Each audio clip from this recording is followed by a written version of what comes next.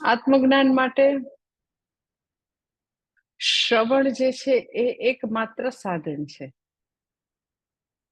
કે વ્યક્તિ જે છે એ જેટલું જેટલું શાસ્ત્રનો સ્ટડી કરે તો એવી પોસિબિલિટી છે કે વ્યક્તિ આત્મજ્ઞાન પ્રાપ્ત કરી શકે. પોસિબિલિટી હું એટલા માટે કહું છું કે ઇટ ઇઝ એમ કે પ્રોવાઇડેડ કે વ્યક્તિ એના માટે રેડી છે. ઇટ્સ લાઈક યુ નો કે કોઈ વ્યક્તિ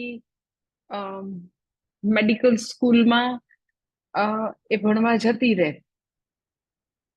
અને પછી તમે એવું ન કહી શકો કે હા એ મેડિકલ સ્કૂલમાં ગઈ છે વ્યક્તિ માટે એ ડોક્ટર બનશે જ. મેડિકલ સ્કૂલમાં જાય, પોતે સારા પર્સન્ટેજ લઈને જાય, પછી સારા પ્રોફેસર ભણાવનારા હોય, પણ પ્રોવાઇડેડ કે વ્યક્તિ પોતે પણ એના માટે પૂરતો યત્ન કરે, પોતે પણ એના માટે રેડી હોય.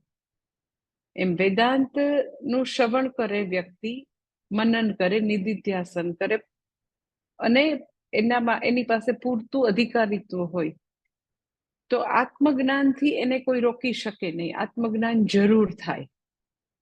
એટલે આત્મજ્ઞાનનું એકમાત્ર સાધન શબ્દ પ્રમાણ, અને કયા શબ્દ તો કે વેદાંતના શબ્દ છે એ પ્રમાણ છે.